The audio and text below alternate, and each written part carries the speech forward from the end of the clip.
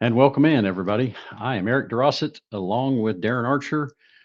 We host a little show that we like to call On Deck with Dero and Arch. And I believe we're season two, episode 4 or 5, something like that. So enjoy what we're doing and hope you, as the viewer, do as well.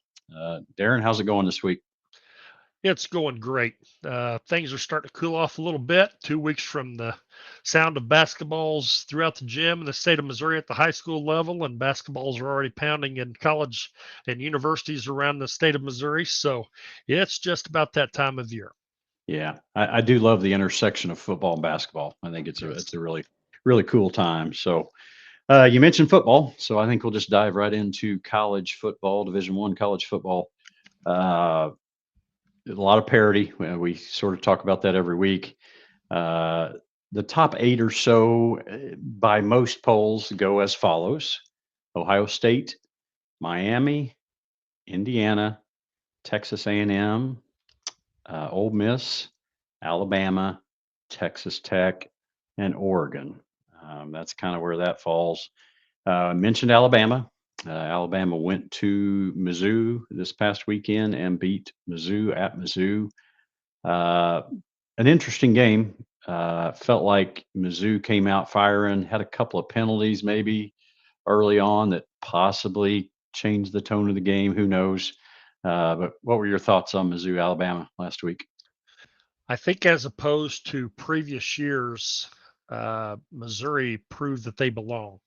They Yeah, belong in that conversation of a top 15, top 12 type school that can get into uh, the playoffs at the end of the year.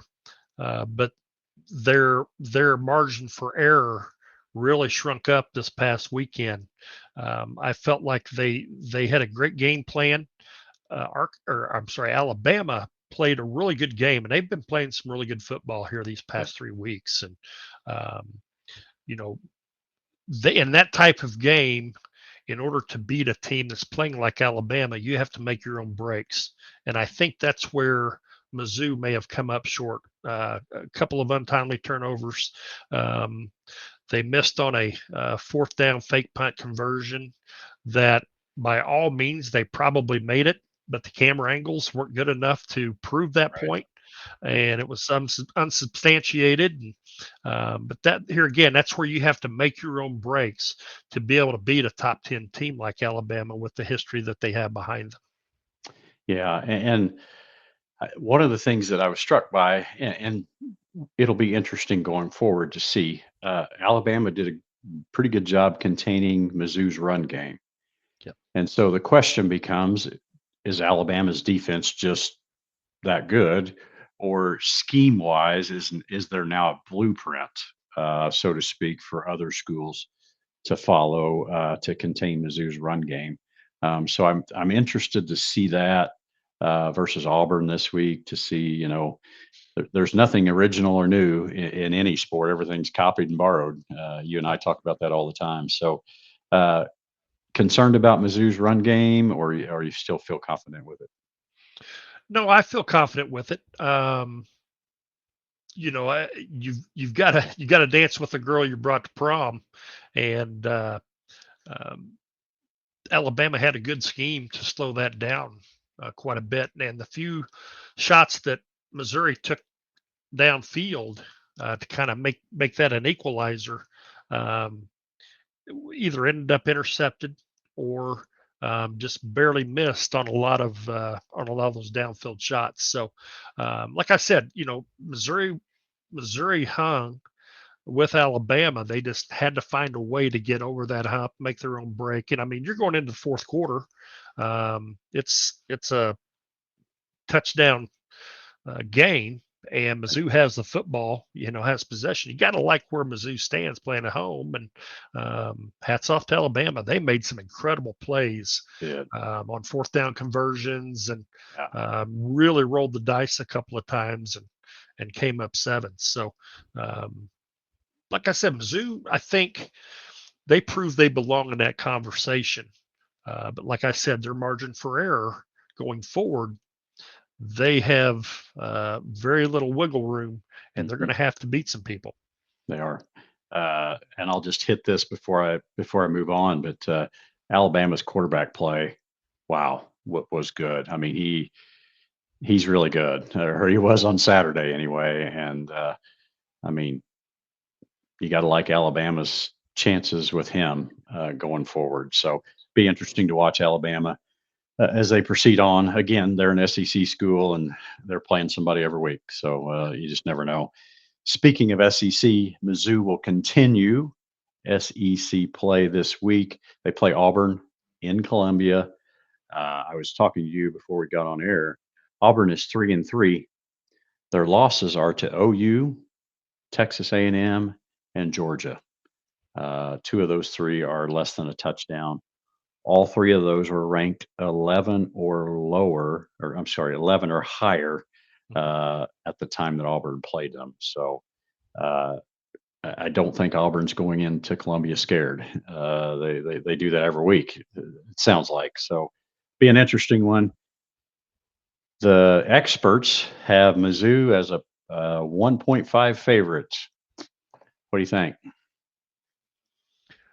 Mizzou's got to be careful. This has, letdown written all over it. And that's where you've got to pick yourself up, dust yourself off, and be ready to get after it again. There are no off weekends when you're in the SEC, and this is a dangerous game for Mizzou. This is one that they have to go out and win. And once again, I think they dropped 2 spots from 14 to 16 with their loss from Alabama this week. So they're still in that hunt to be in the top 12, but they've got to take care of business this weekend against Auburn. I agree with you. The wiggle room they have, margin of error, is next to none at this Right. point, especially in a game like this. I mean, they got to go beat them, plain and simple. Moving on, other Division One football in state, Missouri State Bears won a Conference USA game last week. Their first win, 22-20, beat Middle Tennessee. I believe I have this right. Their next game is New Mexico State, which is also a conference foe. That will take place on Wednesday, 10/22. New Mexico State comes in 3-3, 1-2 in the conference. The Bears travel to New Mexico State. Um, you and I were talking. I don't know what the average capacity stadium size is in the Conference USA, but I did see that New Mexico State, their stadium holds roughly 22,000 people. So I don't know if they fill that up or not, but certainly that'd be a good crowd to play in front of for the Bears. Absolutely. What a great atmosphere that would be. And New Mexico State generally supports their athletics very well. And what a great opportunity to go get another conference win. And, I don't think it's any too early to start talking about possibility of a bowl bid. Obviously that would probably be a minor bowl, but Sure. at the same opportunity to be able to go bowling for the first year you're in the FBS, that'd be great accomplishment for the Missouri State Bears. Absolutely, and a program that's already picking up steam. Absolutely. That would sort of be the cherry on top, I would think. So, good luck to the Bears as they travel to New Mexico to play that game. A little more locally, Evangel 4-2 on the year. I believe I have the score right. They won 7-6 this past weekend. Probably in extra innings if I have that right. Anyway, 7-6 over Kansas Wesleyan. Looks like they're to play Ottawa in their next game. So good luck to Evangel as they continue on. Did you tell me they slipped back into the rankings this week? They did. They're currently sit at number 22. They were receiving votes last week. All of NAIA had a bye week last week, or I'm sorry, the week prior. Right. So this win this weekend puts them back in the top 22, and they're fighting for the right to be able to go on and play in the NAIA national tournament at the end of the season. Absolutely. Uh, in Division Two, in state, out of the MIAA conference, Northwest Missouri State is 5-1 overall, 4-0 in the conference. Seems like they're just doing Northwest football kinds of things. They beat Central Missouri State 49-32 in a really good matchup this past weekend. Uh, you and I have a tendency to sort of eyeball some big matchups down the road. If everything sort of stays on course, it looks like Northwest would play at Pitt State in the middle of November with what could be a huge game in the MIAA conference. Absolutely, that'll have huge implications, and once again, the regional rankings will start coming out. I think in the next couple of weeks, and that's where you want to fall in to be able to get into that national tournament. And what a turnaround that Northwest has put on this year. You know, Yeah, they had kind of fallen off the radar for 3 or 4 years, and they're getting things rolling back up in Maryville again. yeah, yeah. And just the MIAA itself. I mean, you either have to you either have to figure it out or you just become the doormat because there's some teams in there that can flat play. So, with that, I think I'll give college football a break. And speaking of breaks, I think I'll take you and I to a commercial break here. Uh, if you're joining us for the first time, please come back. We usually do a couple of segments of this show, try to do it once a week. Typically, we release the show on a Friday if all things go well technology wise. So, if you're not a regular viewer, please make us a regular spot in your week and give us any feedback that you would. With that, I'm going to take us to commercial break.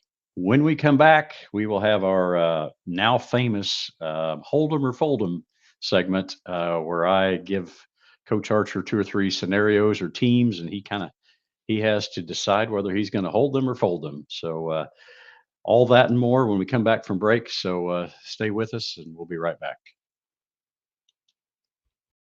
Harper's in a bit of a pickle.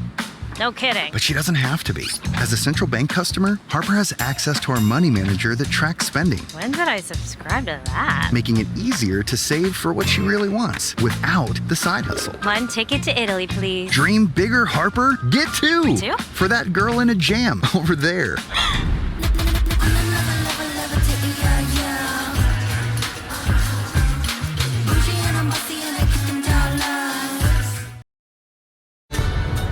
There's a reason Chevy is called the heartbeat of America.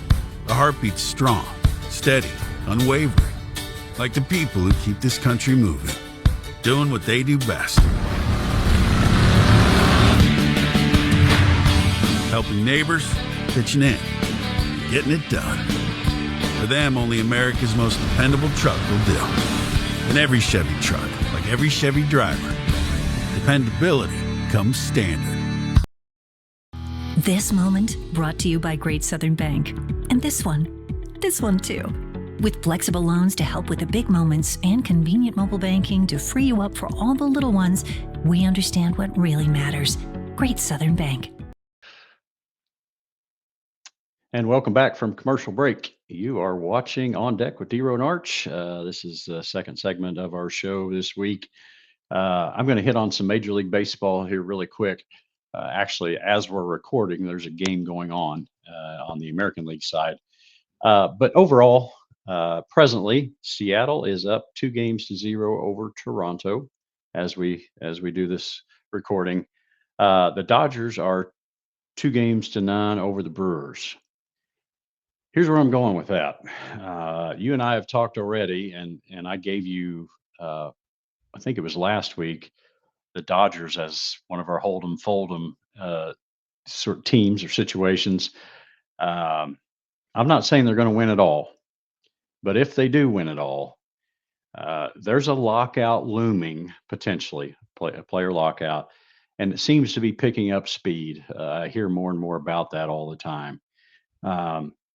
If the Dodgers win that, does that sort of perhaps speed that up or makes that lockout more and more a possibility just due to the large market dominance that people see there? Or does it matter if the Dodgers win or lose? Like, what are you thinking on that? I think it matters to the owners Mm, because it puts more gunpowder in their firepower to yeah. be able to argue for revenue sharing and different things along those lines, and the players aren't going to have it. You know, that's going to cut into their payout potential, and I can see through the CBA them folding up tent and shutting down shop and waiting it out. I think they're all fully prepared to do that, and there's already rumblings of it. And if there's rumblings of it prior to the finish of the World Series, it's more than likely going to happen. So, we talked last week. I don't think with Los Angeles's pitching, I just think it's over. I mean, for everybody. I agree. Some bats may get hot, but I just don't think over a 7-game series that you're going to get to the Dodgers pitching. I mean, they've played 2 games in the NLCS, and their starters have gone for 17 of the 18 innings played. Yeah, in 2 games. That's incredible. Crazy. It's crazy.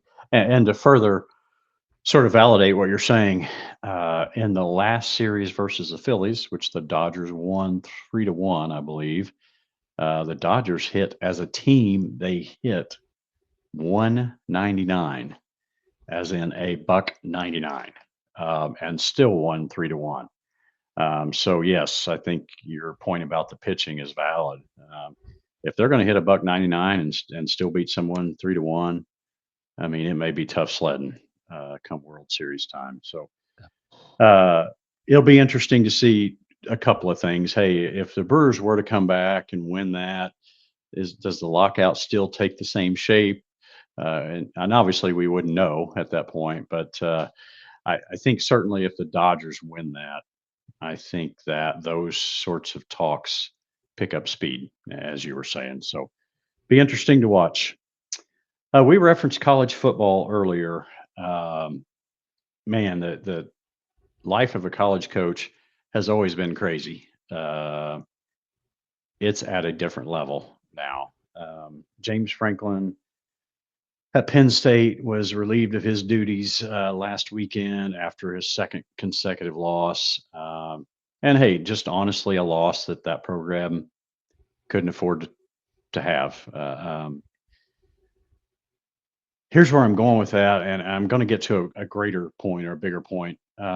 Franklin, his contract, he is set to make $153,000 a week until the year 2031 for not coaching Penn State. Now, my question becomes, one, and it's twofold. One, should they pay coaches that much to begin with? And then the second point is, if they do pay them that much, like, is the expectation reasonable that the coach win it all? Or is it just a reasonable expectation that they have a really good top end program over the long haul? So I'm going to throw all those things at you and just let you and let you solve all the problems there. Gosh, that's a great series of questions. Yeah. And I don't think there's a simple answer, to be honest. I think that as far as the expectations go, I think that differs between each individual school, even within each individual conference. You know, with some programs, getting to a bowl is the safety zone for some coaches. For some programs, getting to the now playoff series, the FBS series, is kind of the safety zone. Right. Winning a game or getting to the semifinals of that tournament is a whole other group of schools. And then obviously you have 10 or 15 schools that expect a team that can vie for that national championship year in and year out. And so I don't think there's a simple question to that. Are they paying too much? Probably, but that's where the market's already set. Yeah. You know what I'm saying? And great point. A great we talked about North Carolina last week. I want to say that the buyout at North Carolina is 20 million a year for the next 5 years or something I along believe those that's right. lines. So I Slightly mean, north of 20 million, I believe. right, right. So I mean, if you compare the two, is that so far off the beaten path, of what high major Division I programs are going to pay their coaches to go away? So Right. um, I do think that the coaches hold the upper hand when it comes to bargaining power, and especially with the buyouts. They want to protect themselves and their families, and they make it awfully difficult for universities to be able to pull the trigger mid-season like what's been done. But at the same time, yeah, I guess if things get bad enough, people are willing to dig deep into their pockets to make sure that said coach, i.e., James Franklin, goes away like Yeah. that. Yeah. Uh, hey, I'm going to go out on a limb here. You ready? Mhm. My guess is that when you took your first job at Max Creek High School, Max Creek, Missouri, in the early 90s, they probably didn't tie a buyout to your contract. No, as a matter of fact, I think I made the state minimum. And when they called me coach, they meant it because I coached everything they had to, they had to Yep. offer. Yep. So I was just happy to get a paycheck every month. Yep. I'm not going to lie to you. And you're lucky they didn't make you drive the bus too. So, Exactly, yeah, exactly. That's something that all these years, praise the Lord, I have not had to do. stayed away from the bus driving. Yep. Yes, sir. That was my Speaking, buyout.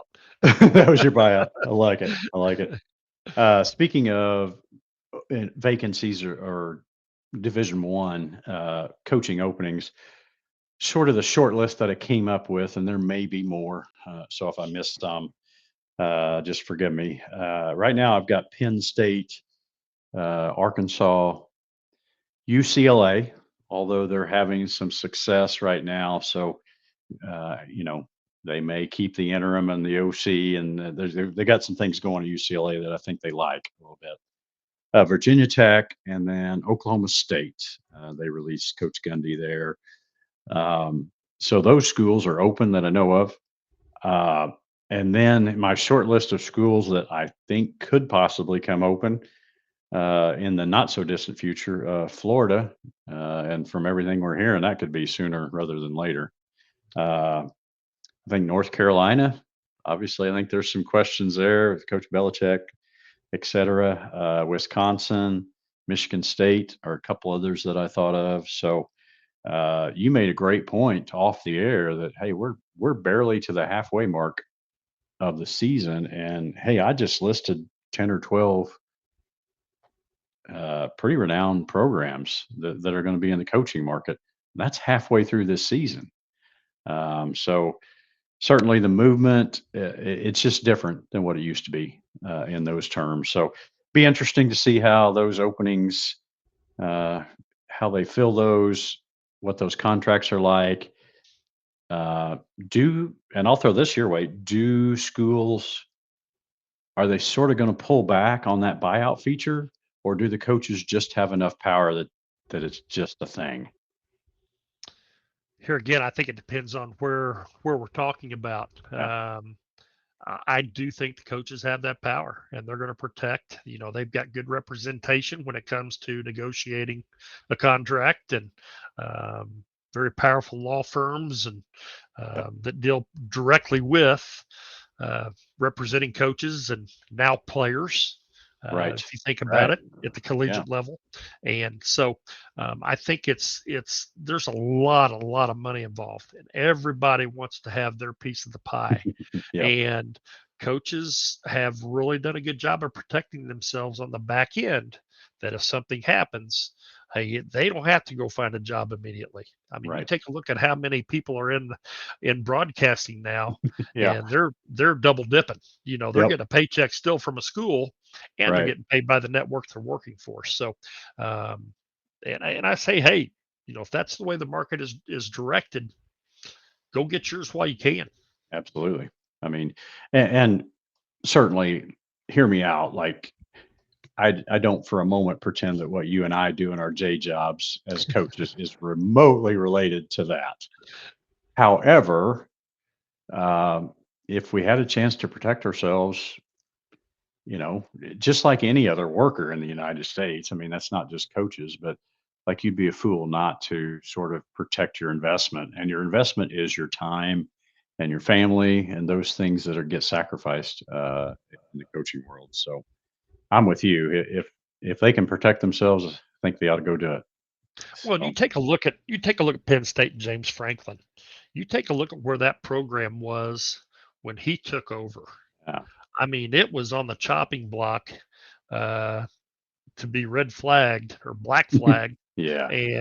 and serving a death penalty for a while. Yep. And he brought that program back to prominence. And as a result, hey, here's your walking papers. We'll pay your money. Just Yep. go. Yeah. Crazy. Just Yeah. crazy. Moving on, I'm going to move to our segment of our show that we call Hold 'em or Fold 'em. In this segment, I'm going to give Coach Archer, I've got three different teams or situations tonight. And Darren has to tell you, the viewer, whether he's going to hold them or fold them. So we're going to start with Indiana. Indiana football, which is odd that we say Indiana football.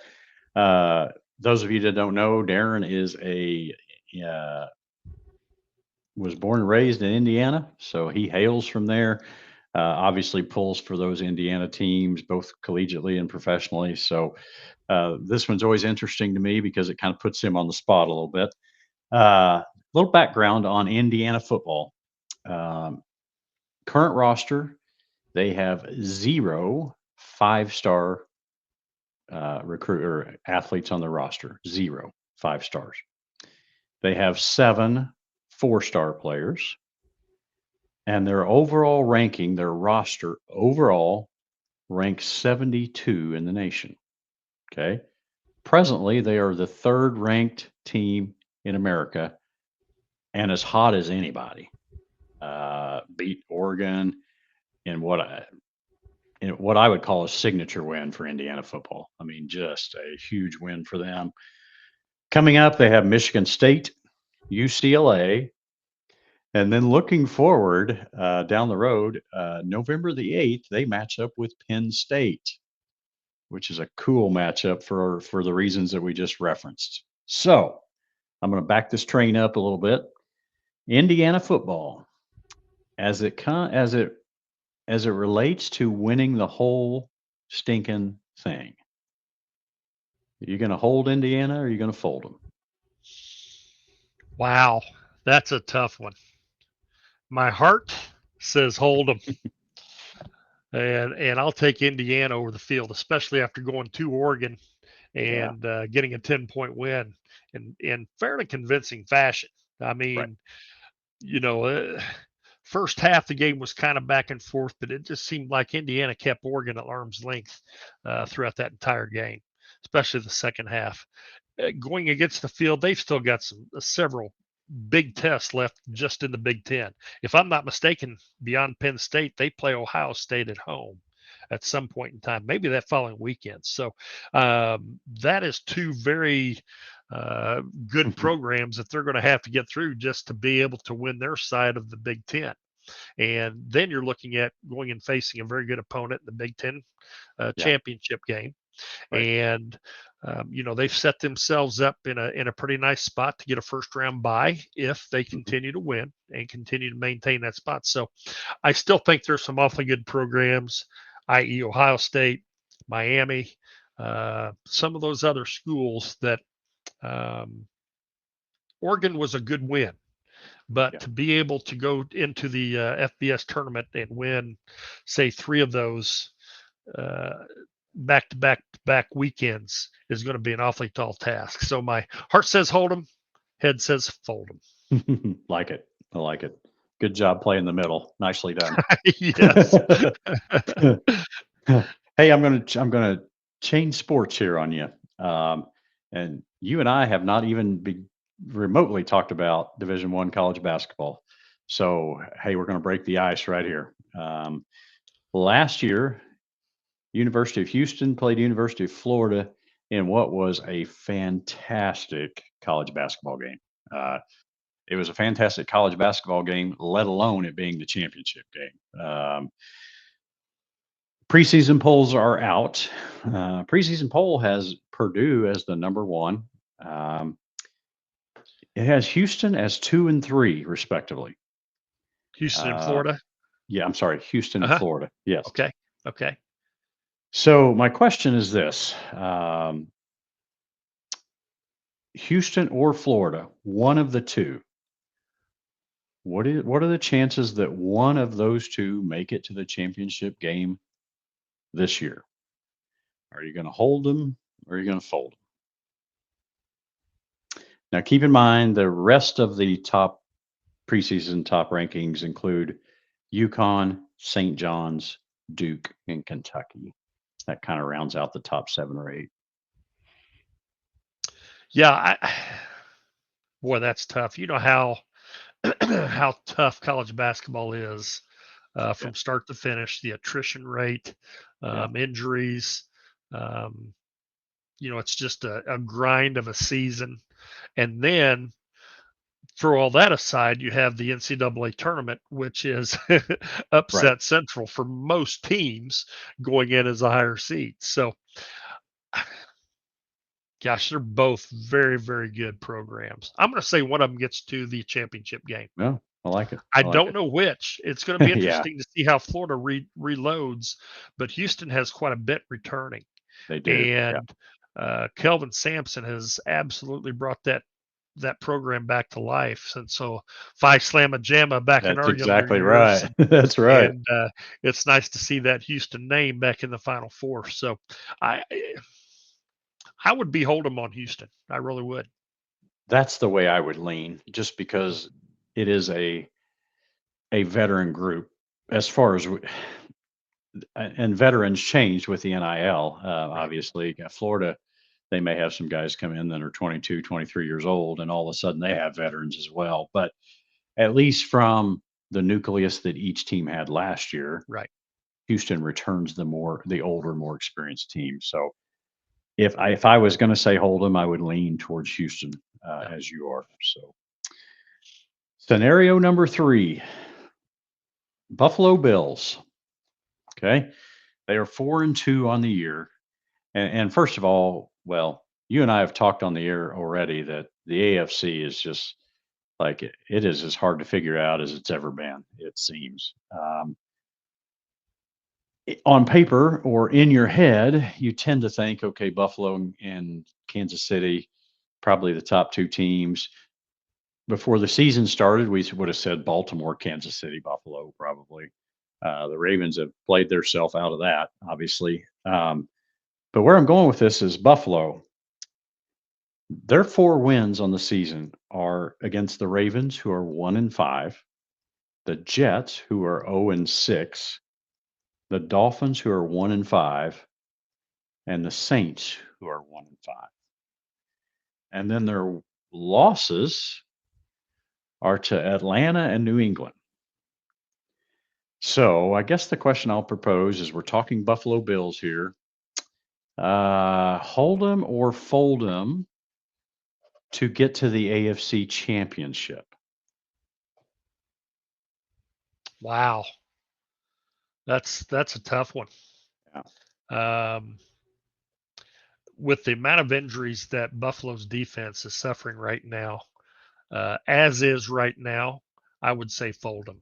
Yeah. But I'm not dumb enough to bet against Josh Allen. Right. Right. Yeah. They have a bye. If I'm not mistaken, they have a bye week this week. They And, do.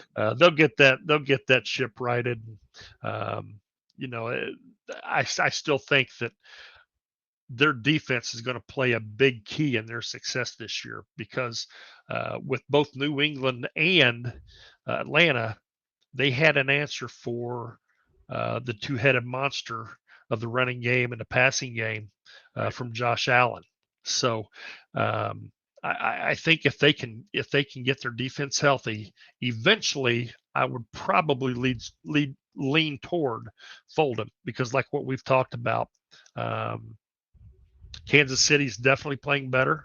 Had a great win against Kansas City, and I still think on paper those are the best 2 teams in the AFC. Yeah, I would agree. I'm a Josh Allen fan. I mean, he's really good. He's really, really good.